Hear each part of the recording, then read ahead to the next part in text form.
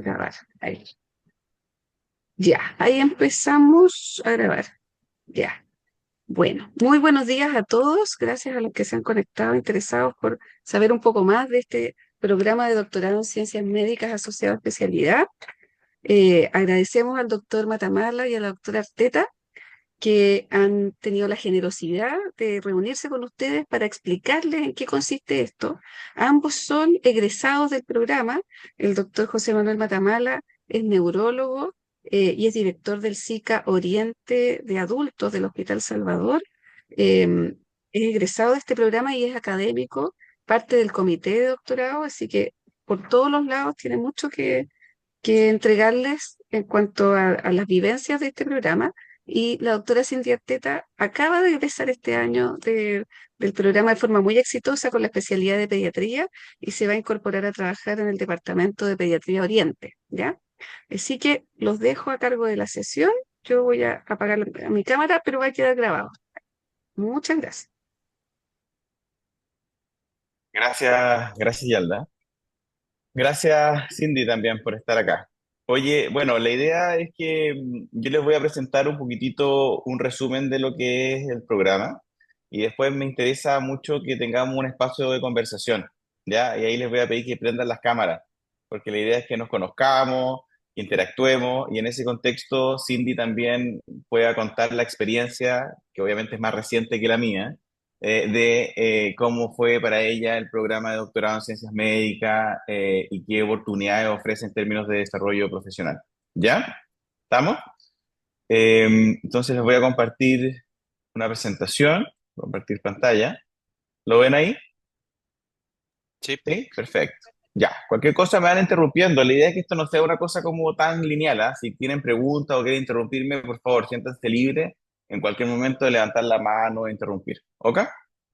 Entonces, quiero partir con algunas cosas conceptuales de por qué creo que este programa es muy importante. Y parte de la pregunta es por qué realizar investigación clínica, por qué nosotros como médicos tenemos que hacer investigación clínica. Y la verdad que en el siglo XXI hacer investigación clínica y aumentar el conocimiento biomédico en beneficio de los pacientes termina siendo un imperativo ético. Estamos muy acostumbrados, ¿no es cierto?, a que obviamente nuestro rol como médicos es a prevenir, a diagnosticar o a tratar enfermedades, pero parte de nuestro rol como médicos también es generar conocimiento, conocimiento que después impacte en el cuidado de nuestros pacientes. Y esta editorial que fue publicada en el New York Times hace algunos años habla un poco de eso, que se necesitan más doctores que sean científicos. ¿Y esto por qué? Porque el impacto que genera un doctor científico es tremendamente significativo, porque las problemáticas que plantea un médico que es científico parten de las problemáticas clínicas que afectan a los pacientes y eso, por supuesto, impacta de forma significativa el manejo de los pacientes. Y esto porque cuando tenemos un paciente, ¿no es cierto? Y esto es algo que hacemos todos en la práctica clínica, ¿no es cierto? Nos planteamos preguntas, tenemos experiencias de la atención de determinados pacientes. Y esas preguntas y experiencias generan preguntas de investigación. Esa investigación genera conocimiento que podría, ¿no es cierto?, en un porcentaje importante mejorar o el diagnóstico o el tratamiento de estos pacientes y como ustedes ven, este flujo de información vuelve al paciente y genera un beneficio directo al paciente. Por lo tanto, el impacto de la investigación clínica, que parte de preguntas clínicas, tiene, ¿no es cierto?, un rol esencial en la investigación actualmente, en la investigación biomédica. Y esto hace aún más sentido con los conceptos actuales de medicina. La medicina ha cambiado, ¿no es cierto? Tenemos el concepto de que damos un medicamento para un grupo de pacientes, ¿no es cierto? Como si fuésemos todos iguales, cambió, donde consideramos actualmente el concepto de medicina personalizada o medicina de precisión, y hace mucho sentido. Si yo a todos ustedes tienen dolor de cabeza y les doy paracetamol, la mitad va a responder y la mitad no, y algunos a ketorofeno y otros a otros medicamentos, porque somos distintos, ¿no es cierto? Y por lo tanto, avanzar en terapias personalizadas es actualmente como se ve la medicina y entender, ¿no es cierto?, estos fenotipos y estos subgrupos, para eso es fundamental la investigación. O sea, necesitamos hacer investigación en pacientes para poder entender esto y personalizar nuestras estrategias terapéuticas. Y por lo tanto, esta es otra razón por la cual debemos hacer investigación médica. Entonces, cuando uno habla de investigación translacional es un concepto que se ocupa ampliamente, ¿no es cierto? Y es uno de los objetivos de este programa, pero hay que entender que tiene, obviamente, distintos grados de complejidad. Entonces, desde la investigación básica, preclínica en estudios de animales, ¿no es cierto? Donde el objetivo es definir mecanismos de enfermedad, target, ¿no es cierto? Moleculares usualmente, y después hacer la traslación a lo que se denomina un T1, que es la traslación al ser humano. Y ahí hay la prueba de concepto de que lo que yo estoy viendo en el modelo lo logro, ¿no es cierto?, probar en el ser humano. Y de ahí vienen distintas etapas, ¿no es cierto?, que tienen que ver con ver si la terapia es segura, eficaz, ¿no es cierto?, y a distintos niveles, desde fases clínicas, fases de estudios clínicos, etapa 2 3 4 y después ver si además, cuando se prueba algo, ¿no es cierto?, en una fase 3 o 4 esto tiene un impacto a nivel de la comunidad, o sea, a nivel poblacional, lo que se prueba en un grupo específico de pacientes tiene un impacto. Y nosotros tenemos un rol en todo esto, ¿no es cierto?, en todo este espectro de investigación, ¿no es cierto? Podemos tener un rol mucho más de prueba de eficacia de fármacos en una etapa 2 3 o un rol en la traslación desde la etapa 1 a la etapa 2. Y aquí yo quiero contarle un poco un ejemplo de un estudio translacional que fue mi proyecto de tesis, ¿ya? De doctorado. Y acá lo que quisimos hacer específicamente era tratar de entender y encontrar un biomarcador por una enfermedad que se llama esclerosis lateral amiotrófica, la enfermedad a la cual yo me dedico. ¿Y qué hicimos? Básicamente estudiamos RNAs pequeños no codificantes, que son un subgrupo de ellos son los microRNAs, utilizando técnicas de secuenciación masiva paralela, ¿no es cierto? En GS, en distintos modelos de enfermedad, modelos transgénicos de ELA. Estudiamos dos modelos transgénicos de ELA, validamos algunos biomarcadores que estaban desregulados, posteriormente, ¿no es cierto?, pasamos a una segunda etapa de validación, y aquí está la traslación entre el modelo, ¿no es cierto?, murino, y entre el modelo murino y el paciente. Entonces validamos estos potenciales biomarcadores en un grupo de pacientes con el objetivo de finalmente encontrar un potencial biomarcador de la enfermedad. Y ustedes se fijan acá como en general los modelos, los ratones que tienen mutaciones particulares tienen claramente un pool de RNA pequeños no codificantes altamente desregulado. Seleccionamos target específicos, los que estaban más desregulados, y después nos movimos a los pacientes, ¿no es cierto? Y dijimos, chuta, con tantas cosas alteradas, seguro que vamos a encontrar un tremendo biomarcador. Y la verdad es que no encontramos un tremendo biomarcador, encontramos dos biomarcadores que estaban efectivamente desregulados los pacientes con ELA. Algunos de estos biomarcadores correlacionaban con escalas funcionales y discriminaban cuando uno los combinaba de forma no mala, pero no óptima, entre sujetos con pacientes con la enfermedad y sujetos controles. Y por lo tanto uno se queda con un gusto amargo un poquitito. Bueno, ¿qué pasó acá? ¿Ya? Y eso es parte de la limitación de la investigación relacional. La investigación en modelos, que es muy útil, muchas veces falla en la traslación a los pacientes y por lo tanto tenemos que tratar de avanzar desde el punto de vista de la investigación en tener mejores herramientas para hacer esta traslación. Y esto hace sentido porque la verdad somos muy distintos a los modelos. Si bien en términos de identidad genética nos parecemos mucho a algunos modelos, en verdad tenemos circuitería desde el punto de vista de neurociencia muy distinta, ¿no es cierto? Y mecanismos de regulación a nivel celular y también más macro muy distintos, muy complejos. Y por lo tanto, lo que quiero hacer énfasis con respecto a esto, que finalmente el último o el mejor modelo animal es el humano. O sea, si nosotros queremos hacer realmente algo que tenga impacto en el ser humano, lo mejor es estudiar el humano.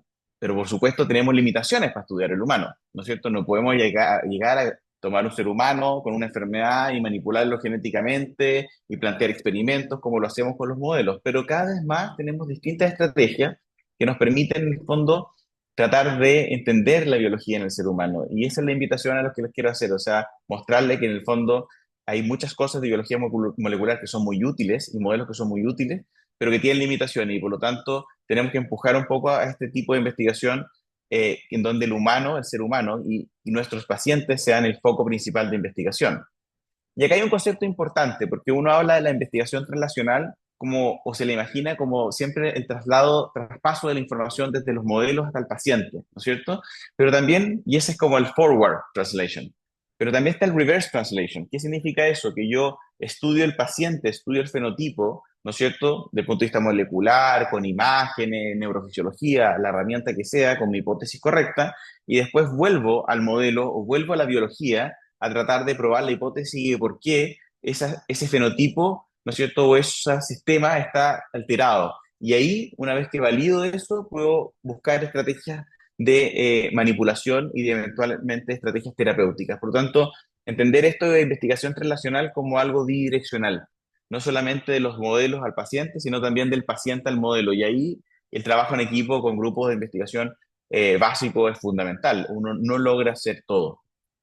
Con esos conceptos quiero contarles un poco del programa, ¿ok? El programa fue creado el año 2000 y entrega el grado de doctor, ¿no es cierto?, en ciencias médicas, más el título de especialista o de subespecialista, ¿ya? Actualmente ha ido migrando a especialidades primarias y especialidades derivadas.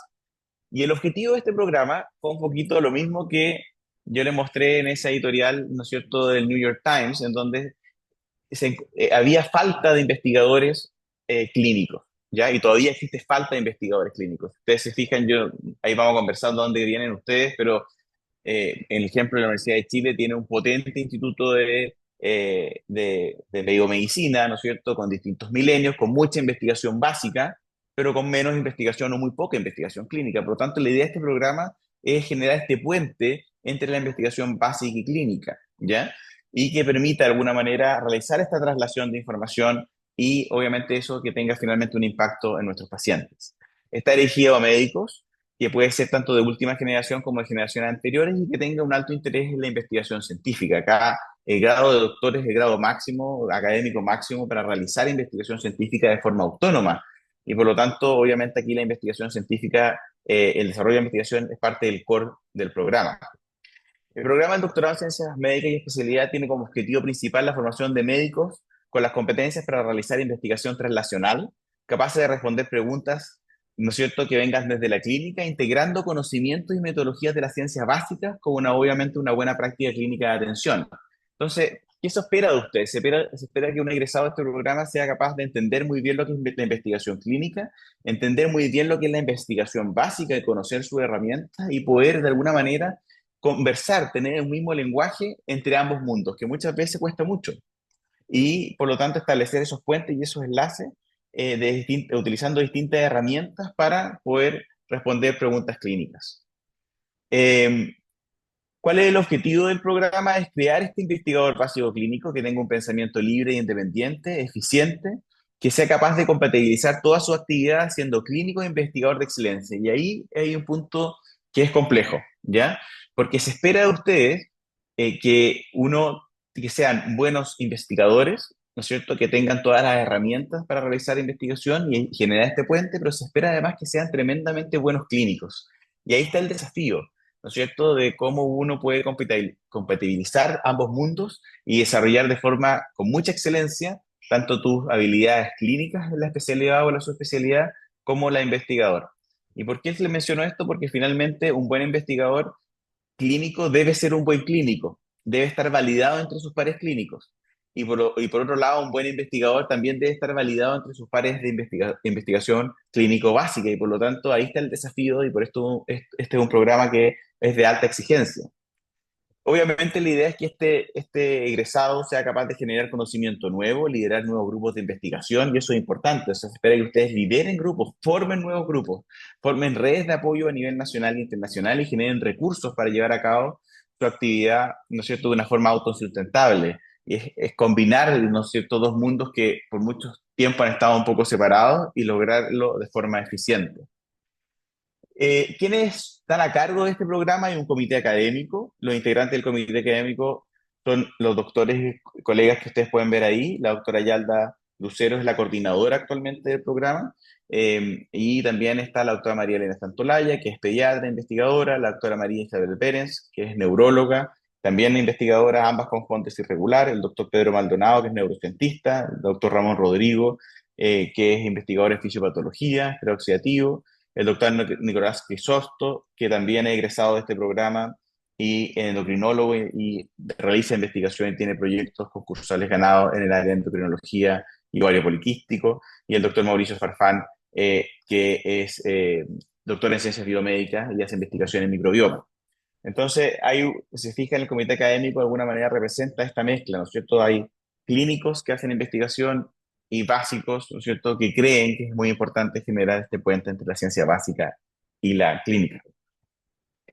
El programa dura 6 años, ¿ya? Porque obviamente va a combinar lo que es la especialidad primaria, que son 3 años, combinándola con 3 años más de programa de doctorado en ciencias médicas, ¿ya? En el caso de la subespecialidad, que son 2 años, el programa total duraría 5 años, ¿ya? Y contempla obviamente los cursos, que son eh, cursos obligatorios de cualquier programa de grado académicos, y el desarrollo del proyecto de tesis, y el desarrollo, obviamente, de forma completa de todo lo que es el programa de título de especialista, especialidad clínica, con los respectivos exámenes de cada uno. Por lo tanto, las exigencias de ambos programas son totales. Se espera en el fondo que se desarrolle un programa de doctorado en ciencias médicas con todos los requisitos, exámenes, créditos, etcétera, pero también los mismos con la especialidad clínica. O sea, ustedes no hacen una especialidad clínica que sea distinta de los colegas que solo hacen la especialidad. Son los mismos requisitos, pero es un plan que está integrado y combinado para tratar de cumplirse en 6 años como máximo.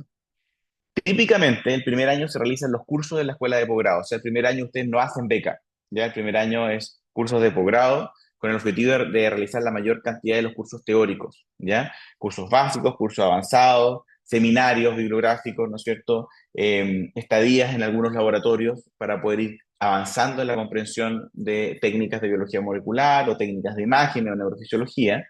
Posteriormente, lo clásico ha sido que el segundo año uno ingresa a la beca y realiza, y ahí es muy variable, esto es flexible, entre segundo, tercer y cuarto año la especialidad clínica, combinándola con el desarrollo de la tesis, el proyecto de tesis de doctorado. Y aquí es altamente recomendable que ya terminando el primer año y el primer semestre del segundo año uno ya vaya armando el programa de la tesis y se presente de forma precoz, cosa que durante tu especialidad clínica ustedes ya vayan reclutando pacientes y avanzando de forma paralela en la especialidad clínica y en el programa de doctorado.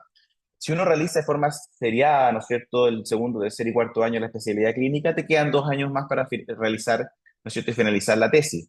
Pero yo creo que una forma que es muy buena es ir combinando, ir congelando a veces un poco la especialidad clínica, avanzar en el laboratorio o en tus proyectos y de alguna manera prolongar una beca en combinación con tu proyecto de tesis. Ahora hay distintas fórmulas. Yo creo que las fórmulas se van adaptando en función también del tipo de proyecto, la disponibilidad de recursos para ese proyecto y la realidad también de la especialidad. ¿Ah? Porque las especialidades son distintas y obviamente tienen distintos requisitos en distintos momentos que pueden hacer modificar un esquema. Por lo tanto, esto es flexible, ¿ya? Entonces, esto es un poquito de lo que yo les comentaba, ¿no es cierto? El primer año es generar los cursos, el segundo año ya tenemos que tratar de presentar el proyecto de tesis y hacer el examen de calificación. El proyecto de tesis y el examen de calificación es un hito importante en el programa de doctorado, en donde ustedes presentan el proyecto y además se les puede preguntar de cualquier cosa relacionada con lo que es el programa de formación y ahí ustedes cambian de categoría si lo aprueban, ¿no es cierto?, a ser candidatos a doctor. Y ahí desarrollan el proyecto de tesis y hacen avances del proyecto de tesis, usualmente son 2 avances, un examen final privado y un examen de grado público.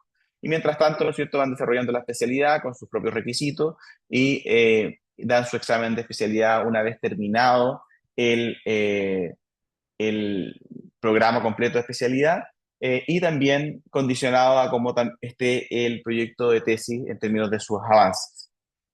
El programa completo son 240 créditos y 70 de ellos corresponden al plan lectivo, que son básicamente los cursos, y 170 créditos corresponden a la ejecución de tesis. O sea, gran parte del programa de doctorado tiene que ver con el proyecto de tesis, ¿ya? Como es en todas partes del mundo. ¿Qué ha pasado con los egresados, ¿no es cierto?, de los estudiantes de este programa en los últimos años, ¿ya? Y en total han ingresado al programa de doctorado 89 médicos cirujanos, ya esa es la estadística actual de nuestro programa, y hay 29 estudiantes vigentes, y se han graduado 50 estudiantes a la fecha, en distintas disciplinas, de pediatría, urología, cirugía, otorrino, neuro, ginecología, anestesia, hasta cirugía coloproctológica como especialidad derivada. Entonces ustedes ven que es altamente variable y hay además algunos colegas que todavía están en curso en especialidades como neurocirugía o cirugías digestivas, que también son cirugías derivadas. Y las áreas de investigación son múltiples y yo creo que se han ido ampliando, sobre todo asociado al desarrollo de los SICA.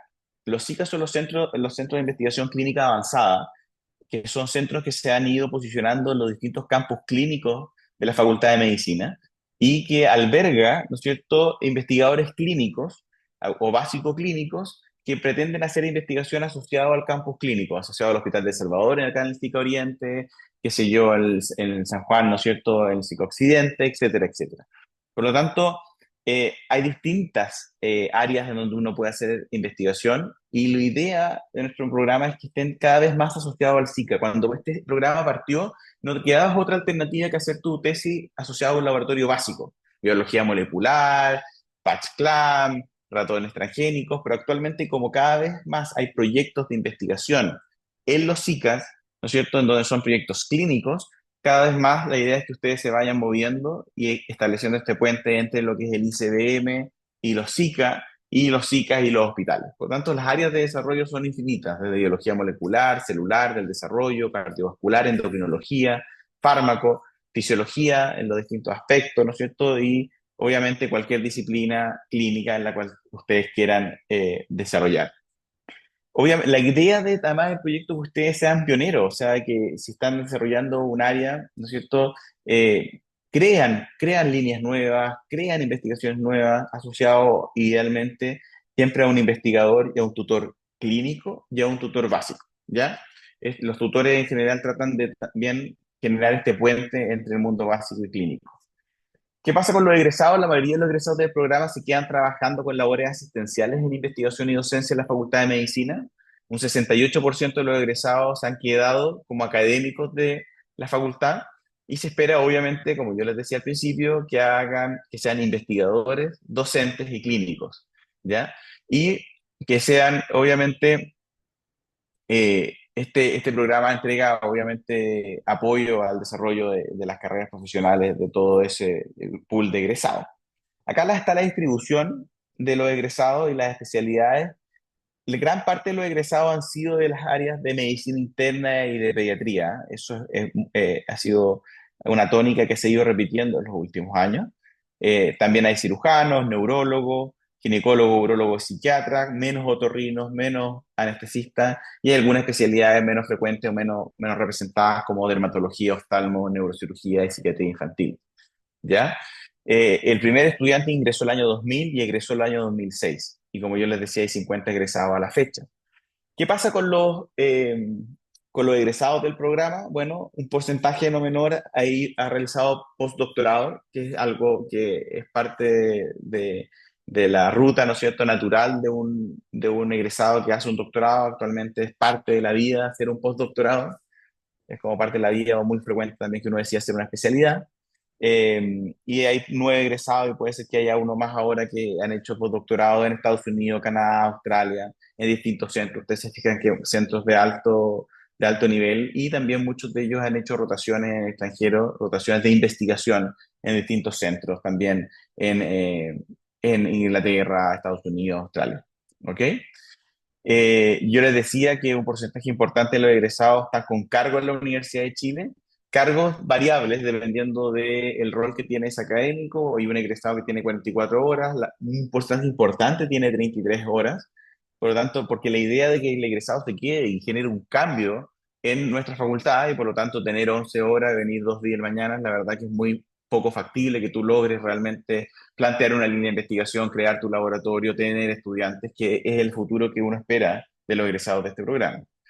Y con distintos grados de desarrollo académico, un porcentaje importante son profesores asociados o profesores asistentes. En general, una vez que uno egresa de este programa y ya tiene artículo y además tiene la especialidad, la categoría académica de entrada a la universidad debería ser un profesor asistente, carrera ordinaria, que esta es la carrera que corresponde a un académico que realiza investigación. ¿Ok? Eh, ¿Cómo nos ha ido en ganar fondos, ¿no es cierto?, para realizar investigación? O sea, proyectos adjudicados con investigador principal, un porcentaje importante, más de la mitad de los egresados se gana un proyecto con investigador principal y la mayoría han sido proyectos de Fondesis de iniciación, hay algunos Fondesis irregular, FONIS también y FONDEF, ¿ya? También lo convencional en términos de los proyectos a nivel nacional es que uno cuando egresa del programa hace un postdoc, postule primero un fondo de inicio, donde solo postulan, ¿no es cierto?, investigadores más jóvenes, ¿ya? Por lo tanto, ese es el camino a seguir en general.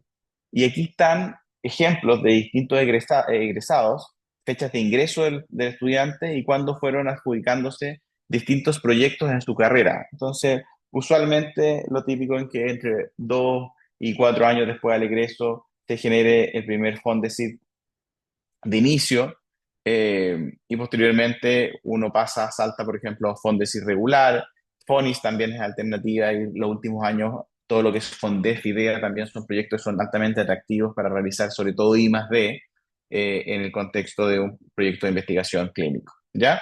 Obviamente esto es depende mucho del camino que uno tome, ¿ah? No, aquí no hay, le estoy tratando de mostrar un poquitito las alternativas y cuál ha sido la historia de los egresados, pero hay distintas fórmulas que se pueden combinar de distintas maneras. El tiempo promedio de adjudicación por egreso es de 3 años, ¿ya? O sea, en general entre 2 y 4, como yo les decía, es lo que se está demorando un egresado en tener su proyecto propio y financiamiento propio para realizar la investigación.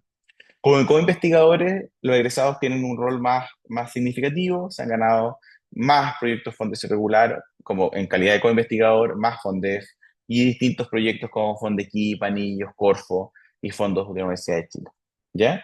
¿Qué pasa con las publicaciones? Acá también están los distintos egresados de distintos años, de acuerdo al año de ingreso, y el número de publicaciones a la fecha.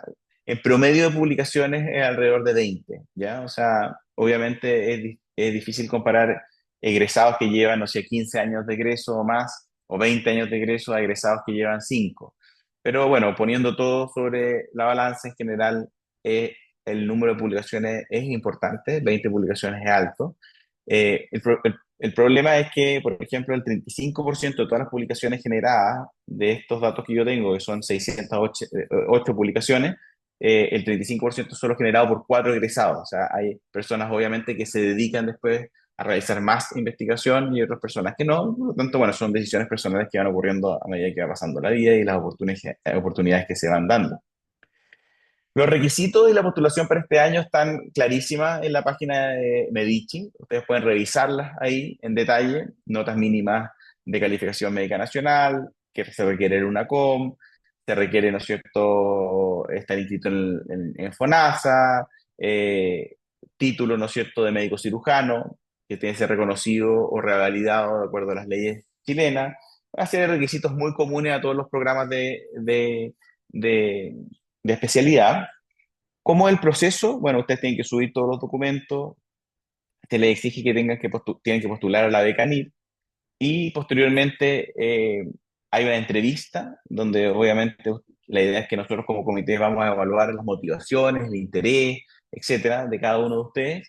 Y también hay una prueba que consiste en la lectura de un artículo, de un paper, y que viene en inglés. Por eso se espera que, ¿no es cierto?, que ustedes tengan la capacidad de leer un artículo científico en inglés, en donde se evalúa la capacidad de ustedes de poder entender el artículo, definir sus limitaciones y tratar de sistematizar un poquitito los principales resultados del artículo. Eso es una conversación que se realiza con algunos de los académicos que somos parte del comité académico del programa, ¿ya?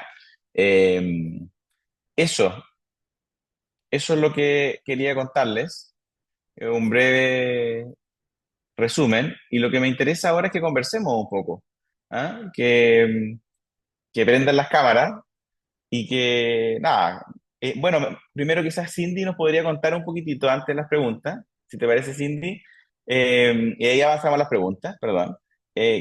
Bueno, ¿cuál fue su experiencia? Nosotros no nos conocíamos, Cindy, ¿no es cierto? No nos ha tocado estar, no, porque tú hiciste pediatría y no nos topamos. Así que, ¿cuál fue la experiencia de ella? ¿Cuáles fueron los tiempos? Yo sé que Cindy terminó muy rápido el doctorado, en plazo muy acotado, así que ahí nos puede contar también cuál fue el premio, cuál fue la clave del éxito en términos de eso. Y de ahí avanzamos a las preguntas. ¿Les parece? Ya, muchas Cindy, gracias. Buenos días a todos se, ustedes que se están escucha un acá. poco bajo, Cindy. ¿O no? No sé el ¿Mucho resto. mejor? ¿Y Sí, ahora? Se quizás, escucha un poco bajo. sí. Si quieres, habla un poquito más fuerte. Yo creo que esa va a ser la forma. Sí, perfecto. Gracias a todos ustedes por estar acá, mostrar genuino interés por este programa. Yo soy colombiana, entonces mi proceso partió un paso más atrás que ustedes. Digamos que mi interés por la investigación siempre estuvo desde el área de la medicina, desde el pregrado, y quería algo que combinara esta parte de la investigación junto con la parte clínica. Buscando, llegué al programa de doctorado con especialidad de la Universidad de Chile, vi la trayectoria, la experiencia y dije que posiblemente esos ideales podrían ser lo que yo estaba buscando. Así que tuve que organizar mi historial, hoja de vida, presentar el EUNACOM teórico, práctico, etcétera, etcétera, para poder aplicar finalmente, como son los requisitos que estaba mostrando el doctor Matamala. Entonces, una vez que pude reunir esos requisitos, me hicieron acompañamiento en todo este proceso. Realmente no tengo ninguna queja al respecto. Y como el mismo programa, el proceso de evaluación es analizar un artículo científico, incluso también me permitieron hacerlo online, ¿ya? Entonces, eso fue, bueno, y además de tensionante, pero también me brindó la posibilidad de eso, como compatibilizar ese proceso y pues también brindarme cierta comodidad en ese aspecto. Bueno, ya partí mi doctorado en el año 2019. El primer año, como lo mencionó el doctor, solo son materias básicas. Uno los ve allá en la facultad, siempre le abre a uno un campo diferente, ¿no? Como no es lo mismo que uno aprende en la medicina, no es la misma clínica, sino que te hacen abrir el pensamiento sobre cómo se originan las cosas y buscar el porqué, crear esa duda y que me pareció fantástico, porque a partir de ese año ya uno no lee un artículo científico como basalmente lo hacía, sino cada detalle le encuentra un porqué. Eso me pareció fantástico. Llegó 2020, comenzó mi pediatría y pandemia. Entonces, si era algo diferente para mí comenzar en un hospital chileno, se darán ustedes cuenta que en pandemia fue mucho más. Y bueno, al respecto de la locura y el proceso de integración, me fue facilitado también por mis compañeros. Entonces, en ese aspecto, como que entre la decisión y determinación que yo tenía y el acompañamiento que tenía tanto por mis tutores, que en mi caso fue la doctora Santolaya, y posteriormente se integró el doctor Jorge, eh, tuvimos que ir sorteando cada una de las dificultades. Mi elección de trabajo de investigación fue trabajar con genomas de Neisseria meningitidis. Entonces, para eso tuvimos que crear un puente, un nexo de comunicación con el Instituto de Salud Pública. Siendo una institución nacional prestigiosa, un poco cerrada, también habría que sortear ciertos muros e inconvenientes, ¿no? Entonces, a lo largo del proceso de investigación y poder adaptarlo con la clínica, no es algo fácil, o sea, no les voy a mentir. No es fácil, sobre todo si uno está en una especialidad que requiere hacer turnos con tanta frecuencia, depende del centro donde uno lo haga, etcétera. Pero a veces no está ese grado de compatibilidad entre el tiempo que ellos exigen y el tiempo que uno quiere dar, ¿no? No es lo mismo estar turno de 24 horas, luego tienes que estar en tu rotación y de ahí irte para el laboratorio porque dejaste creciendo algo. Y luego mañana presentar una exposición, o sea, no será fácil. Pero yo creo que la determinación y la disciplina marca mucho. Entonces, así pues, está la oportunidad de hacer pausas, o sea, congelar la parte clínica, trabajar todo el tiempo que consideres necesario y luego retomar. Y esa fue la modalidad que a mí se me adaptó. O sea, yo pude hacer pausas entre medio, eh, un año, o sea, perdón, como un mes o 2 meses para prepararme y en total fue la sumatoria de 4 meses que pude. A veces integraba las vacaciones, etcétera, como para ir avanzando en mi proceso. Quizás hay compañeros que lo adaptaron de otra forma diferente, pero como en mi caso yo estaba trabajando con genomas, en ese sentido tuve esa facilidad. Y bueno, entonces eso me permitió de una u otra forma aventurarme y tener experiencias como por ejemplo haber desarrollado pasantías en el extranjero. Con el programa pude aplicar a la beca de ANIT. Entonces esa es una herramienta fundamental para ustedes. ¿Por qué? Porque no solamente les ayuda en el proceso de mantención en cuanto a la economía, sino que también les facilita estos procesos de intercambio de estudio, si desean algunos recursos específicos para el proyecto de investigación, la compra. Son cosas que se van dando anual y que la renovación de verdad que le ayuda a uno como estudiante a sobrevivir en este mundo interminable, ¿no? Entonces, en ese sentido, pude hacer una pasantía en Colombia, por supuesto, luego Italia, luego España, y dar por sentado como todo lo que era mi tesis de grado. Entonces, habiendo pasado por esta experiencia, y en mi caso la especialidad de pediatría, puedo decirles que aunque es un desafío, vale absolutamente la pena, siempre que ustedes estén convencidos que es lo que desean, aunar la investigación a la parte clínica. Durante mi recorrido descubrí que no solo no había un crecimiento personal y profesional, sino también la satisfacción de poder aportar conocimiento y soluciones que pueden tener un impacto directo no solamente, en mi caso, a la vida de los niños, sino también a las familias. Como tal, el doctorado les va a dar a ustedes las herramientas para explorar a fondo esos temas que más les apasionan, les va a permitir contribuir de una forma significativa pues al campo del cual sea de su gusto. Y bueno, la experiencia exigente, absolutamente, también está lleno de momentos muy gratificantes. O sea, cuando uno mira hacia atrás, ve los frutos de tanto esfuerzo, las cosas logradas, tú dices, oh, de verdad que aparte del sacrificio, ha habido un recorrido impecable. Y bueno, se aprende a discernir de una forma más profunda sobre el porqué de las cosas. Así que si les apasiona la idea de hacer una diferencia y están dispuestos a dedicarse a este aprendizaje profundo, descubrimiento científico, entonces este es el camino para ustedes. Eso ha sido. Adelante, pues. Estoy completamente de acuerdo contigo, Cindy. No es fácil, ¿ah? Esto no va a ser sencillo. ¿Ah? Quiero transmitirles algo también que lo decía un poco Cindy. Esto no es un camino para lograr la especialidad, lo voy a decir así directamente.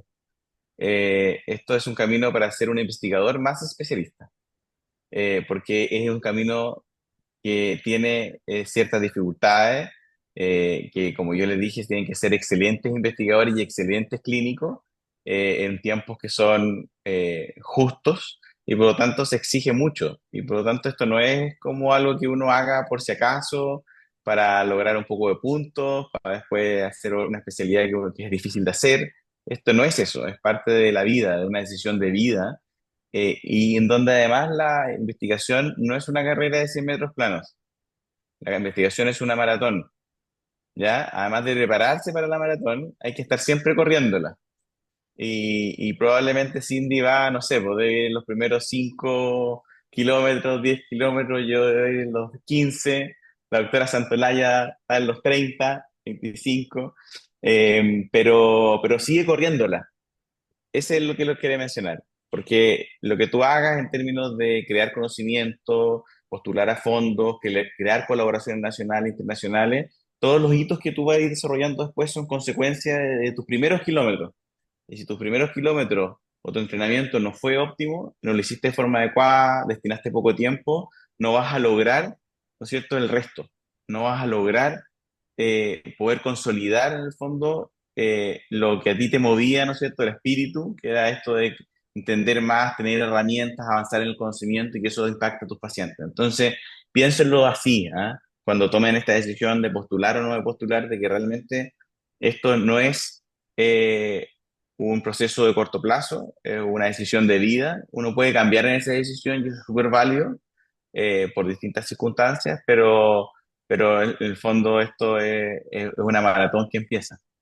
Y que ya empezó, ¿ah? Para todo. Probablemente empieza muchos años antes de esta postulación, pero son poquitos metros nomás los que uno recorre en ese. Y que el tener un doctorado, un poquito lo que decía, y tener obviamente becas, te abre una cantidad de puertas impresionante, impresionante. O sea, conocer gente, que yo creo que es lo más lindo, ¿ah? De estar afuera, tener amigos, tener gente que confía, cuando uno tiene amigos y tiene redes personales en investigación que son tremendamente permanentes, ¿ah? Uno puede pasar 10 o 20 años y después se establecen ideas nuevas y colaboraciones y fue mi experiencia en mi postdoc. Así que eso. Ya, pregunta. Felipe fue el primero a levantar la mano. Dale, Felipe. Sí, bueno, gracias por la presentación. Buenos días a todos, a todo esto. Bueno, y yo felicitarlos por este programa. Creo que es una iniciativa muy buena para la gente que se está dedicando a la investigación, como en mi caso, y yo lo vengo siguiendo hace bastantes años, ya, este programa. Tengo dos dudas principalmente. La primera es en relación a los cupos de cómo se definen, si los cupos están limitados por posgrado o están limitados también a a los cupos que da cada especialidad para estudiantes de doctorado. ¿Cómo se define eso? Esa es mi primera duda. Y la ¿Ya? otra es que, si acá está viendo, el tema de la calificación mínima, a pesar de que, claro, alguien tenga un background importante en el área y, no sé, que sea como un candidato natural a postular al programa, es algo que te puede dejar fuera del proceso de selección, sin apelación, por decirlo así. Esas son las... Sí, esas son mis preguntas, en verdad. Estoy Ya, bastante claro con el programa. sí. A ver, con respecto a la calificación, sí. O sea, es un requisito. Un requisito. O sea, un requisito tú tienes que tener por lo menos sobre un 6 porque de alguna manera nos interesan personas que ya hayan manifestado tener previamente un compromiso por el estudio y por el desarrollo académico de forma importante. Y ahí uno puede argumentar si eso es válido o no en las notas, porque hay tantas consideraciones en las notas, pero 6 es un requisito mínimo de postulación. ¿Ok? Con respecto a los cupos han sido variables.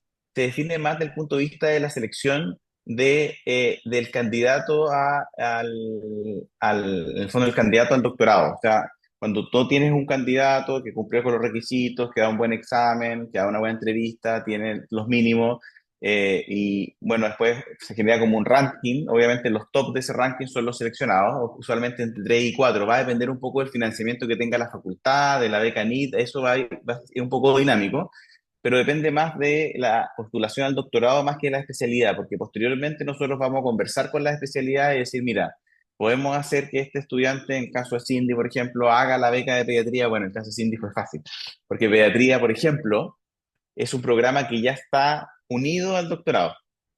Entonces ahí no hay problemas, pero por ejemplo, cuando hay especialidades nuevas que no se ha hecho, bueno, ahí se genera la conversación con posgrados, se genera la conversación y se busca, si consideramos como comité que es necesario desarrollarla, se busca la especialidad. Por lo tanto, es la postulación al programa y de ahí se avanza en el cupo en el fondo para la especialidad. Eso ha ido modificándose y todavía tenemos ciertas modificaciones porque hemos ido aprendiendo también que hay ciertas especialidades en las cuales este programa funciona mejor. Cindy decía lo de los turnos no hay nada que hacer. Soy neurólogo, hice turno también. Son pocas las especialidades que no tienen turno, pero por ejemplo, las especialidades quirúrgicas son aún más complejas, porque no solamente tienen los turnos, sino que tienen los pabellones. Y los pabellones, todos los que ustedes, no sé, entran a pabellón, los que saben, o uno entra a pabellón y no sabe cuándo sale. Y ahí sí que las células que tenías que ir a transfectarla a las 6 de la tarde murieron. Y tú no vas a dejar pabellón. O sea, hay una máxima. Entonces, eso es un poco más complejo. Las especialidades quirúrgicas ofrecen una mayor complejidad. Obviamente los turnos también es una complejidad, pero después eso es algo parte del desarrollo de la beca. Eso, Felipe. Gabriel, Hola, buenos días. Mire, sé que tengo unas dudas respecto al proceso de postulación. Porque para el ANID nos piden tener un certificado de que estamos postulando el programa de doctorado y esto termina el 15. La cosa es que nosotros, que yo soy de la universidad, egresamos el 8. Entonces, dentro de las cosas que nos pide el programa de doctorado, nos pide enviar el título. En la ficha de postulación, bueno, también aparece que tenemos que mostrar, o sea, como nuestro grado. También nos piden las notas de pregrado lo más actualizadas posible, lo cual también, por ejemplo, no sé cómo podríamos hacerlo, porque también por la rotación electiva yo justo estoy terminando con mi electivo, termino el 8. No sé si es que alcanza a estar, por ejemplo, en el acta. Y también otra cosa respecto a las cartas de recomendación, porque en la ficha hay que subir a la ficha. No sé si es que son un formato distinto o puede enviarse exactamente la misma. Y también, ah, respecto a lo del certificado, un certificado de ranking, que ANIT también pide uno, pero la universidad O sea, se puede, ANID pide ser uno que se puede hacer sin, como, de que la universidad no arranque, si es que podemos subir el mismo. Sí, a ver, obviamente tú estás terminando medicina. Hay cosas que no vas a tener, eso se comprende. ¿Te fijáis? O sea, está toda la flexibilidad de que no vas a poder tener todas las notas porque estás terminando un curso, así que eso no te preocupes por eso, Gabriel. ¿Ya? Eh, te recomiendo para todas estas dudas como de papeles, escribirle a Cecilia, a la encargada del doctorado, está el correo ahí, porque lo que necesites ella te va a ir apoyando en estos detalles, te fijáis de, mira, estoy en esta situación, ¿qué pasa? ¿Qué envío ranking? Por ejemplo, los rankings no van a estar y a veces uno puede decir que todavía no están porque están egresando. Tú no vas a tener el UNACOM, por ejemplo, que se exige, pero no lo vas a tener porque está en último año y por lo tanto nosotros aceptamos tu postulación, pero tienes que tener una UNACOM posteriormente para poder ejecutar en el fondo tu programa. Entonces, no te preocupes por cosas que están incompletas. Tienes que tratar de presentar la mayor cantidad de cosas y las dudas puntuales de la forma, pregúntale a la Cecilia, que ella es la secretaria. Ella te va a orientar en esos detalles como técnicos, pero nosotros consideramos y estamos al tanto de que tú, los egresados por lo menos de medicina de este año, están en un proceso de finalización de ciertos procesos y por lo tanto comprendemos que no van a estar todos los documentos de procesos que no han terminado. Pero nos interesa, y Cindy, y voy a hacer hincapié de nuevo en esto, es que ustedes deben postular a la beca NID. O sea, la beca NIT es fundamental, porque además de ser un piso, ¿no es cierto?, para su estipendio, es que les da dinero para realizar otras cosas. O sea, más allá de la plata, te da en el fondo de tu sueldo, te da esto de poder hacer pasantías, te da de tener gastos operacionales, que si faltó, no sé, en tu laboratorio, quieren comprar una pipeta distinta, tú la puedes comprar. Por lo tanto, tú no solamente estás siendo un estudiante de doctorado, sino estás contribuyendo activamente al desarrollo del proceso. Y eso es importante entenderlo, porque después nadie te va a regalar la plata para hacer tu proyecto. Tienes que ir a buscarlo solito. En el caso mío, por lo menos, yo fui a buscarla solita cuando estaba ya haciendo el doctorado. Pues si yo no buscaba mi dinero y levantaba recursos para hacer mi proyecto, el proyecto no existía. ¿Ya? Y eso a veces hay distintas realidades dependiendo de lo que uno le toque. No creo que sea lo ideal, yo creo que en una etapa de formación de un estudiante de doctorado deberían estar los mínimos y eso incluye también el funding para poder realizar en el fondo la idea. Y eso depende de tus tutores. Pero la realidad en Chile es distinta, no están todas las cosas ideales. Si tú planteas una idea loca, de por ejemplo lo que a mí me pasó, que fue, nosotros hicimos la primera secuenciación de microRNA en Chile, el año 2011, por ahí. Entonces, eran los primeros que hacíamos algo, gastamos 10 millones, en esa época era más plata, y había que juntar la plata. No había otra forma. Entonces, había que postular a cosas. Servicio de salud, fondos de la universidad, y había que moverse, porque si no, no había proyecto. Así hay otra cosa nomás. ¿Te fijas? Eso es parte del proceso de aprendizaje. ¿Cachai? Y es parte de ser independiente y de aprender a ser independiente como investigador. ¿Ya? Eso. Ignacio, lo veo en un laboratorio ahí. Sí, Ah, haciendo un Western Blot. no, una inmunofluorescencia. ¿Ves? Mira, Hola, bueno, perfecto. muchas gracias por la instancia. Yo tenía un par de preguntas, una más práctica y otra más como experiencial. O sea, me llamó la atención lo que dijo Cindy en cuanto a las posibilidades de pasantía en el extranjero, en el exterior. Entonces quería preguntar como, cuáles son las facilidades, oportunidades o dificultades que se harán en el programa para lograr eso, entendiendo que, por ejemplo, pueden haber técnicas o subdisciplinas que no están tan desarrolladas acá y que podría ser bueno tener pasantías, aunque sean breves, afuera para poder aportar a la tesis. Como que, qué facilidad, y quizás se pudiera conocer un poco más la experiencia, cómo fue que Cindy logró eso. Y lo otro, algo que siempre me ha inquietado, es cómo se logra el equilibrio entre una idea, entre como las ideas originales y lo realizable, ¿cierto? Porque tener ideas originales me parece muy difícil. Entiendo, ustedes han manifestado acá, mucho se extrae de la práctica clínica, ¿cierto? Pero también está el tema de cómo realizarla. O sea, quisiera saber, en su experiencia, qué tan fácil, qué tan difícil se les hizo, se fue dando solo en el programa, a través de la unidad de investigación. Quizás tiene mucho que ver como tener un buen tutor, ¿cierto? Para poder que te pueda enmarcar, quizás te adosas a él y buscas una rama original dentro de su investigación, cómo se te ocurren las ideas, cómo es el proceso de lograr tener un buen tutor, cómo se desarrolla eso en el programa en el fondo. Esa última pregunta está buena. Cindy, dale tú primero. Y después yo respondo a Ignacio. Dale. Bueno, Ignacio, respecto a la parte de la experiencia internacional, todo fue como de acuerdo. Entonces, una parte, por ejemplo, yo sabía que uno de los objetivos de mi tesis debía tener X aprendizaje que no iba a encontrar acá o todavía no tenía el contacto, pero se facilitaba por fuera. Entonces, hacer la gestión universidad a universidad, tutor, tutor, y finalmente los medios se dan, o sea, no es que te vayan a dar la restricción.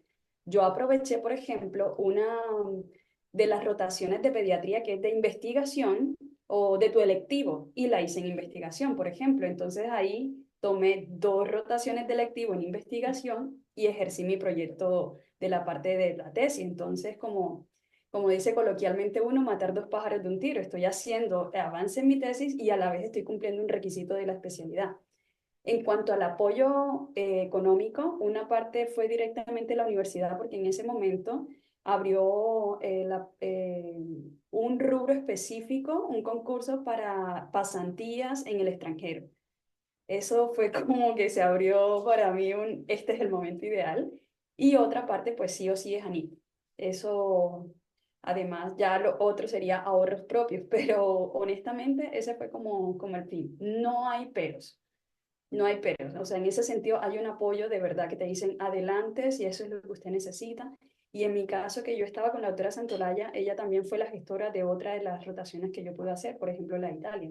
Entonces, habían objetivos que hacer, había un camino por trazar y yo creo que en ese sentido el tutor es 100% indispensable.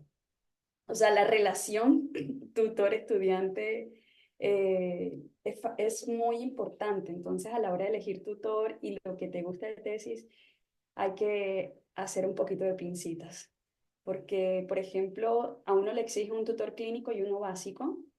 Yo siempre sabía de entrada que la doctora Santolaya sería la mía, pero el segundo punto no estaba tan segura y tuve que pasar como de 3 tutores que a veces no contaban con el tiempo suficiente o que te decían sí en un momento, pero el acompañamiento era nulo.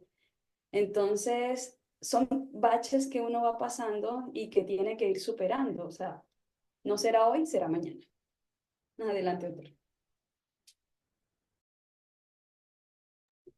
Sí, a ver, con respecto a las salidas, depende mucho de tu proyecto de tesis, de tu tutor. O sea, acá hay una simbiosis entre el laboratorio, tu tutor y tú, ¿ya? Y de acuerdo a los objetivos de tu proyecto y la etapa, se van generando esas necesidades. Puede ser que no es necesario salir de afuera. Puede ser necesario traer a alguien, por ejemplo.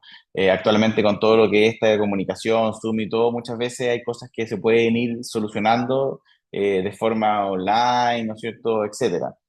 Así que, mira, en términos globales, yo diría que las posibilidades por becas ANID y las de pasantía y la flexibilidad del programa para poder, de alguna manera, catalizar la salida afuera está totalmente disponible, está totalmente abierto, pero va a depender de tu realidad, ¿cachai? De tu proyecto. Hay proyectos que no necesitan salir y otros proyectos que sí necesitan salir.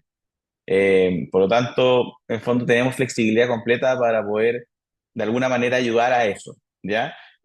Anita ayuda mucho en términos de financiamiento y después va a depender de lo que tenga tu laboratorio. Tu laboratorio debería tener recursos y por lo tanto de esos recursos puedes destinar parte de esos recursos a que tú salgas si es necesario para ese proyecto traer una técnica distinta. Pero si no es necesario, no sales, ¿ya? Por lo tanto, es deseable pero no exigible. No exigimos que salgan, ¿ya? Y va a depender de tu tesis y el contexto tuyo de investigación con respecto a la salida afuera, ¿ya? Y con respecto a los equilibrios entre idea original y todo eso, eso es una muy buena pregunta. A ver, es un proyecto de 6 años. No vas a descubrir la cura del cáncer, ¿ya? Ni a la ELA ni al Alzheimer. Eso es lo primero. O sea, uno tiene que aterrizar sus objetivos, porque tiene que lograr terminar en plazos razonables también. Entonces uno tiene que buscar un equilibrio que es muy complejo entre ser soñador, ser realista, ¿no es cierto? Ver dónde uno está, el tema de Lucas de por medio y la realidad personal. También, porque cada uno de nosotros tenemos distintas realidades. Algunos pueden tener hijos, estar casados, no sé, o tener que cuidar a alguien en la familia, o sea, todo eso son cosas que van a impactar también tu decisión y tu disponibilidad de tiempo, ¿te fijas? Entonces yo creo que uno tiene que ser súper como honesto y tratar de definir o meter todo eso en la balanza. Obviamente se espera que sean proyectos clínicos o básicos clínicos. No son proyectos básicos. O sea, si uno quiere hacer un proyecto básico y verla, no sé, desde una enzima en este hepatocito y no salir de ahí, hay que hacer el doctorado en ciencias biomédicas. Ese es tu camino. Acá se espera que al menos un objetivo, y idealmente todos los objetivos, tengan, ¿no es cierto?, sean realizados en pacientes.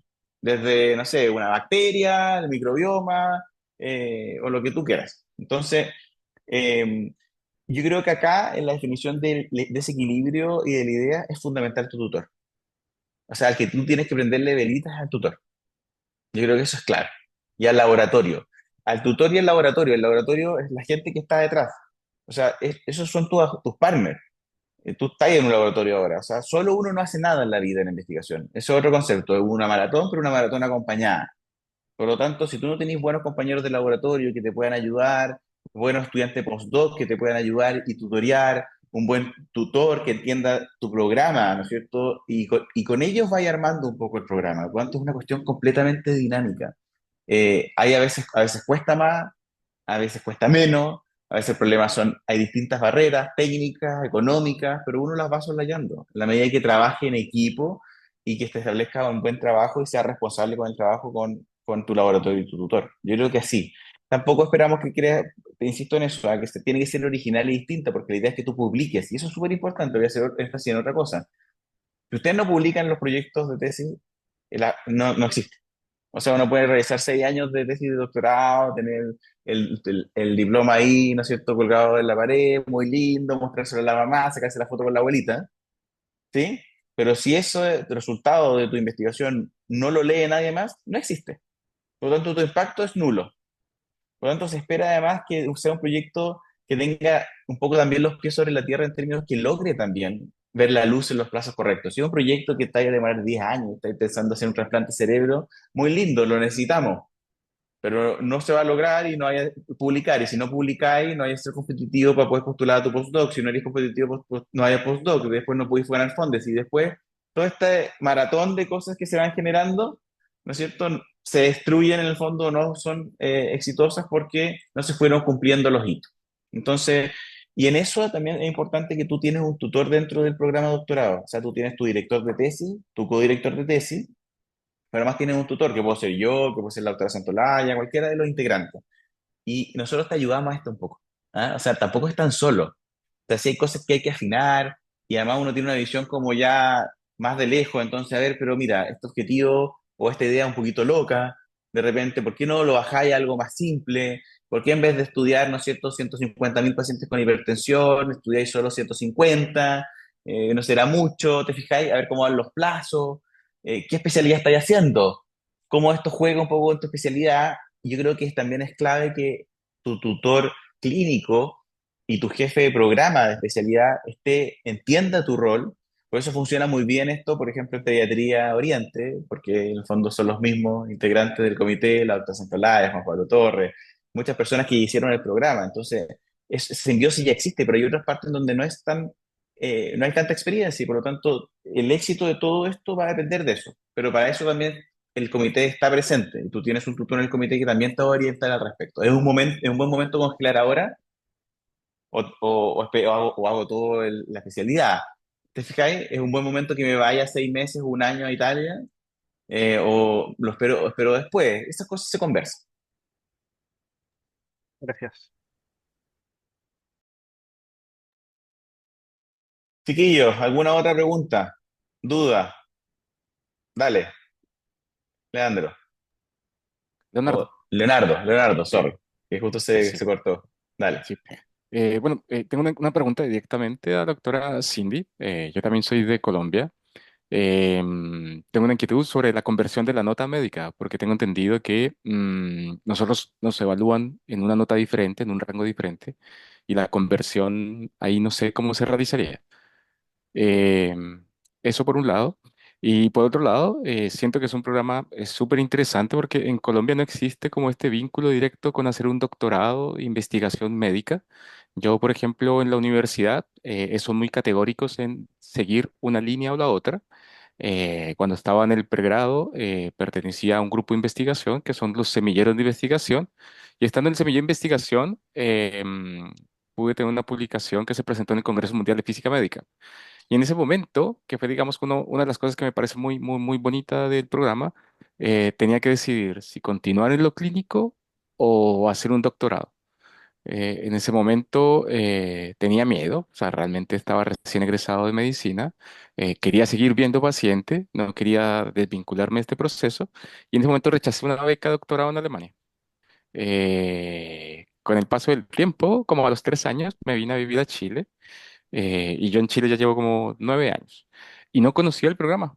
Por ese motivo, un compañero me comentó de la situación porque siento que esa brecha de investigación quedó, digamos, como cerrada, no la veía como posibilitada, así que súper motivado con poder presentar y posiblemente hacer algo de investigación. Y en cierta medida, porque siento que la investigación se refleja eso. Siento que en cierta medida no busco una especialidad, sino poder investigar. Y siento que es como una necesidad que el programa me está reflejando y eso es como interesante. Sí, Leo, qué bonita experiencia nos has contado, de verdad, qué bonito. Y se nota un amor genuino también. Referente a lo que comentas de la nota, como para los que no sepan, en Colombia la calificación es de 1 a 5, no tenemos de 1 a 7. Entonces, cuando nos dicen equivalente a 6, la mente hace, ¿qué es eso? En mi caso, con la Universidad de Cartagena, ellos mismos me hicieron la conversión. Entonces, me dieron un certificado que decía la calificación en el programa de medicina va de tanto a tanto, el promedio de carrera fue esto, y el equivalente para internacional, que de 1 a 7 es tanto. Entonces, quizás puedas optar por la universidad donde te graduaste y verificar si pueden hacer ese proceso. Eso sería como Por ejemplo, una... ese proceso posiblemente sí lo hacen, pero pienso que los tiempos en relación a los documentos que se tienen que presentar va a estar complicado. Seguro, inténtalo igual. Ya. En ese Por, caso, por ejemplo, se puede presentar la solicitud, porque sí tengo el certificado del rango, digamos, de egreso, y tengo el certificado que se evalúa de tanto a tanto, pero no tengo, digamos, como la conversión. ya, por último, regla de 3. Ya. Pídele, escríbele a la Cecilia, a la secretaria, en qué estás, pero pide lo antes posible el certificado a la universidad que corresponde. Sí, Ya, sí. perfecto. Requisitos universitarios, no son requisitos nuestros. Claro, Todos los programas de grado académico y títulos requieren A, B, C, D. Entonces, sí. hay que Sobre todo tenerlo. porque yo en la universidad, yo no, 9 años fuera, entonces no sé en la universidad cómo, qué tan actualizada esté también en tema de solicitarlo vía online. Eso por un lado. Pero lo Eh, puedes mandar un correo y te mandan el certificado bien, escaneado. Así, no lo veo como una bien. dificultad. Es algo Voy a que solicitarlo. ca- cada vez más, sobre todo si ustedes tienen un ranking distinto de notas, deben estar Ujú. muy familiarizados con eso, porque hay cada vez más movimiento de estudiantes a otros lugares. Entonces, eso es algo que se pide. Bien. Yo no lo veo como un problema. Y sí, un comentario de algo que dijiste. Es importante que este programa te va a formar como especialista también. Entonces, si tu objetivo es hacer solo investigación, o sea, desarrollar toda esa área, tú tienes un abanico importante de programas de doctorado en Chile, que son de doctorado puro, en donde tú puedes seguir siendo médico general y además o te puedes dedicar completamente a la investigación. Pero esto involucra esas dos cosas. En el fondo, el querer ser especialista en algo y además es tener el grado de doctor y hacer las dos cosas. Si uno quiere dedicarse a la investigación, solo a la investigación, yo no te recomiendo este programa, porque de alguna manera vas a invertir 3 años en formación de un especialista que después no va a ser especialista. Y por otro lado, si uno Claro, quiere solo la especialidad, yo tampoco te recomiendo este programa, porque haz la especialidad al tiro y después hacer la subespecialidad y vas a terminar con todo listo mucho antes que cualquier egresado de este programa por los tiempos. Por lo tanto, este programa exige que tú quieras, en el fondo, con las mismas ganas, desarrollar ambas cosas. ya, perfecto. Ramón, Hola, buenos días. Gracias por la instancia de estas preguntas. Eh, Me ha quedado bastante claro hasta ahora. Yo quisiera preguntar en cuanto, o sea, cuando vi los requisitos de admisión y vi la forma en que se calcula la nota final para la selección, veo, por ejemplo, que si bien se pide un currículum vitae, no hay como un puntaje para las publicaciones antes de entrar al programa o la asistencia a congreso o, por ejemplo, si hay postítulos relacionados con la investigación. Entonces, si bien hay una instancia que habla sobre la entrevista, no sé qué porcentaje de, o sea, cuál es el peso de esta situación en cuanto a la selección de los postulantes. También quisiera saber sobre el caso del primer año de la financiación. Ya entendí que a partir del segundo año vendría siendo la parte de la beca. Pero en este primer año, si es que no se queda seleccionado el postulante de la beca NIT, ¿cómo sería la financiación? En caso de no haber financiación, si es posible compatibilizar lo que viene siendo este primer año con otras actividades fuera del programa, ya debido a que como todos somos médicos acá revalidados, igual podríamos como, no sé hasta qué punto esto sería posible, si es posible como compatibilizar esto, o si es dedicación exclusiva, o si hay flexibilidad en cuanto a esto, por lo menos docencia en otras universidades o part-time en otros trabajos. Eh, También quisiera preguntar, bueno, tengo muchas preguntas, bueno, ya está la última, en cuanto a las vacaciones de verano. No, No sé, no hay ya, vacaciones, no le, existen, no, le, no, no. le, le decía porque, bueno, a veces en algunos estudios de doctorado uno utiliza esta instancia como para hacer pasantía en el exterior, hacer Sí, escuelas de verano, según después, entonces como, sí. pero bueno, ya, Yo te entiendo, gracias. no, es broma. Oye, Ramón, a ver, todo lo que tú has, el currículum representa todo lo que tú has hecho como antecedente y todo eso nosotros lo vamos a evaluar previo a tu entrevista. No tiene un puntaje estricto, es parte de lo que tú viste en la evaluación, pero para nosotros es muy importante eso.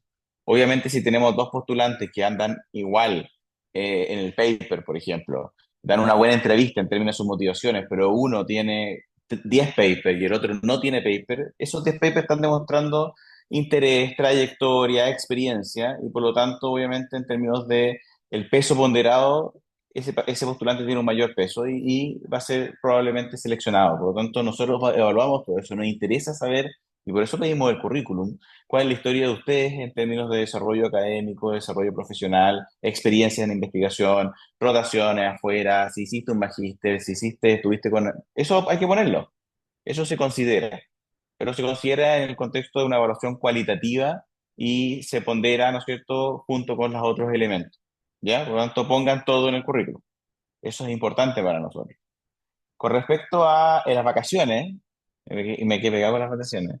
eh, a ver, el primer año, como tú haces cursos, los cursos terminan en diciembre y la beca parte en abril, ahí se genera unas vacaciones de verano importantes, ¿ya? Como las que uno tenía en la universidad, si se eximía de todos los ramos y no daba certámenes finales.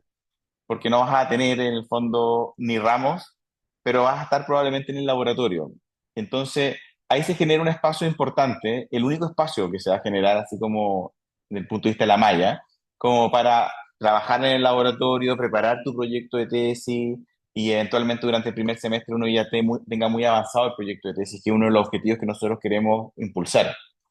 Por lo tanto, yo lo encuentro que es una ventana muy interesante para uno ir consolidando el primer año y ir preparando el proyecto de tesis. Y por lo tanto, las vacaciones ahí se conversan con tu tutor de laboratorio. Ya se espera que el segundo semestre del primer año tú ya tengas, sepas con quién vas a trabajar, más o menos.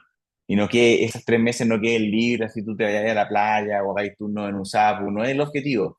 El objetivo es que esos 3 meses tú los aproveches, pero obviamente tengas 3 semanas de vacaciones como toda la gente, necesitas descansar, va a ingresar la beca, así que eso, pero los momentos se conversan con tu tutor, y ya la idea es que esté un poquito ya cocinado, como lo decimos, ¿ya? Si no te va a ganar la beca NID, la idea es tener beca facultad, ¿ya? Beca facultad significa que la facultad pone el estipendio, ellos te pagan, ¿eh? La idea es hacer que este proyecto sea financiado, y es un proyecto, un programa especial porque tiene financiamiento también de la facultad. Y nosotros impulsamos cada año y en el fondo buscamos ese financiamiento con el decano de forma particular porque nos importa que ustedes tengan dedicación exclusiva al programa.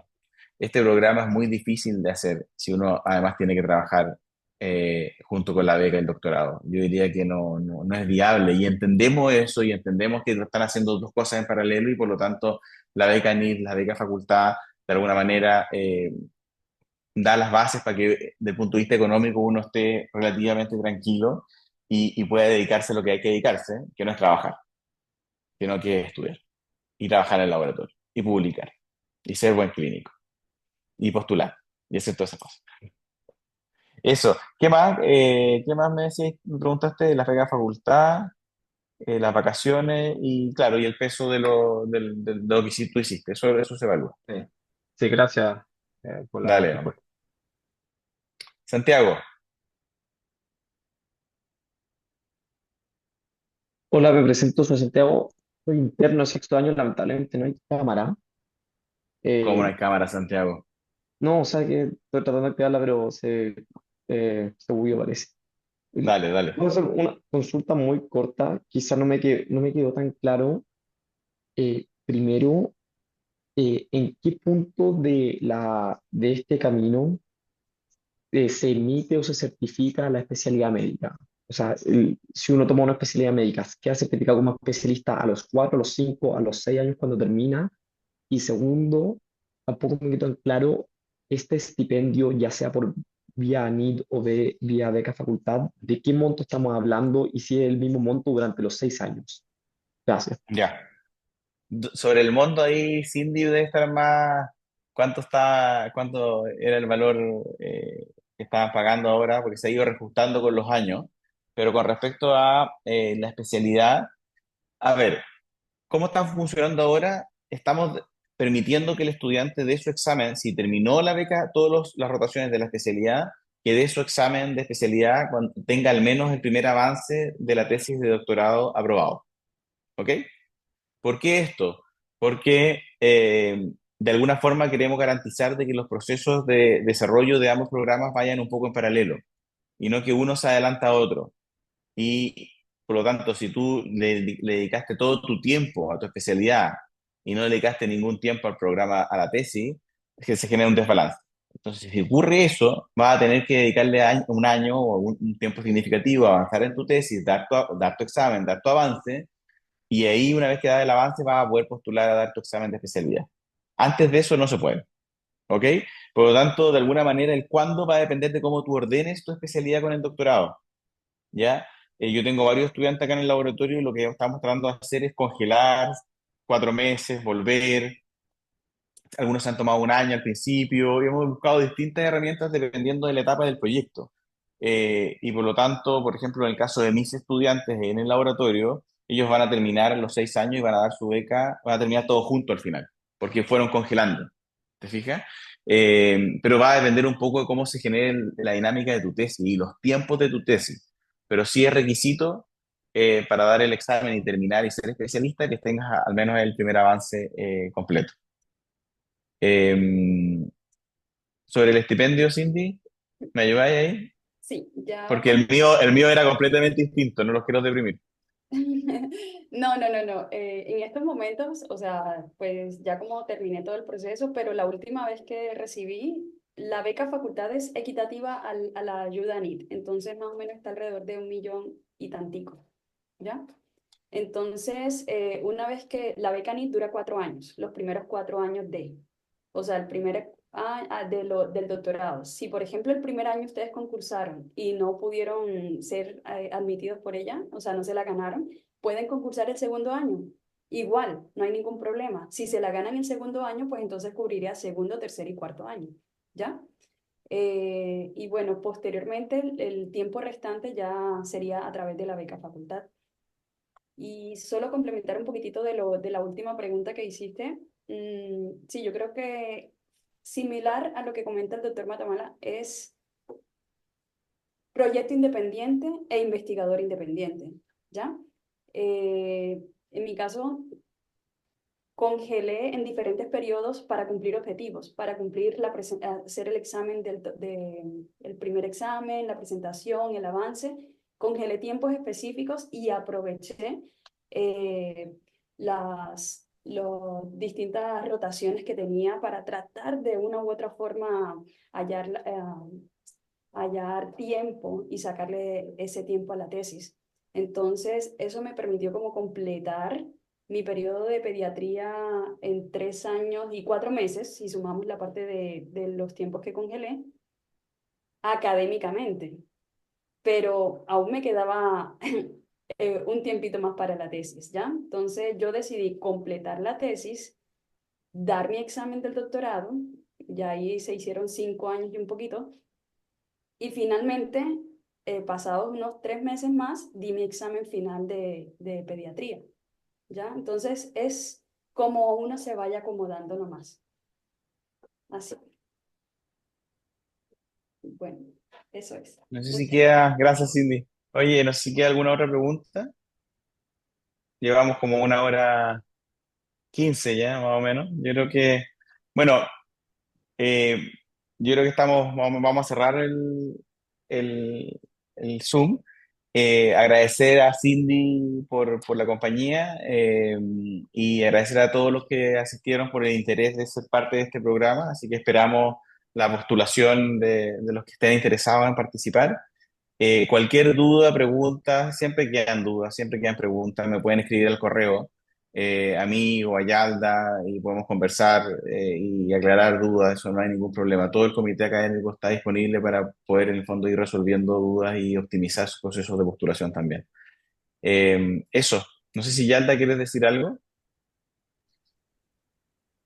Sí, el tema de no sé si tocaron el punto de las cartas de recomendación.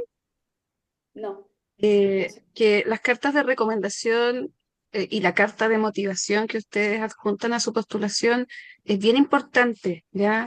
Entonces, escojan estratégicamente alguien que los conozca, em, que tenga experiencia en investigación para que se refleje el camino que ustedes han hecho previo, ¿ya? Porque nosotros una de las cosas que valoramos es que no sea como que intuitivamente como me da curiosidad investigar, tal vez yo quiero hacer esto en el futuro. No, la idea es que se note que ustedes desde antes en el pregrado o después de egresar, antes de postular al programa, ustedes ya han hecho un camino y tienen una definición clara, porque nosotros queremos entregarle herramientas a personas que hayan escogido un camino académico. No queremos que sea una entrada por la ventana para acceder a la especialidad, sino que queremos entregarle herramientas a personas que ya tengan una decisión de vida tomada.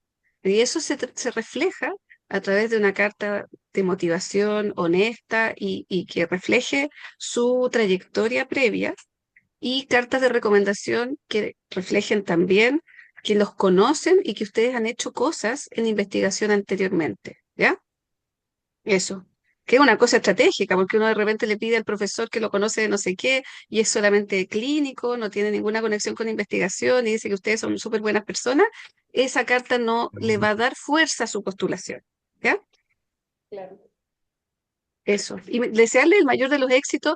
Creo que en la página web de Medici está bastante claro todas las bases. Lo que se aclaró aquí son cosas mucho más como prácticas y que pueden ayudarlos a tomar la decisión, pero el proceso de postulación propiamente tal y todos los documentos que hay que adjuntar están bastante claros en las bases, ¿ya? Y fíjense en todas las cosas. Recuerden que la postulación es en paralelo a la beca NID y al programa de doctorado y que es necesario para adjudicarse la beca facultad que ustedes hayan postulado bien a la beca NID. O sea, si ustedes no presentan adecuadamente sus documentos a la beca NID y quedan fuera de base, no van a poder optar a la beca facultad de estipendio para el primer año, ¿ya? Y eso, en caso de que ustedes no se adjudiquen la beca NID, la facultad los va a apoyar con el estipendio completo, siempre y cuando hayan postulado adecuadamente a la beca NID, ¿ya? Así que eso es súper importante, ¿ya? Muchas Eso, gracias. muy harto éxito. Éxito, sí. Gracias por su interés. Sí, Ya, porque esté muy bien, nos que estén muy vemos. bien, cuídense. Chao, chao. Gracias, José, Chao. gracias, Cindy. Con gusto.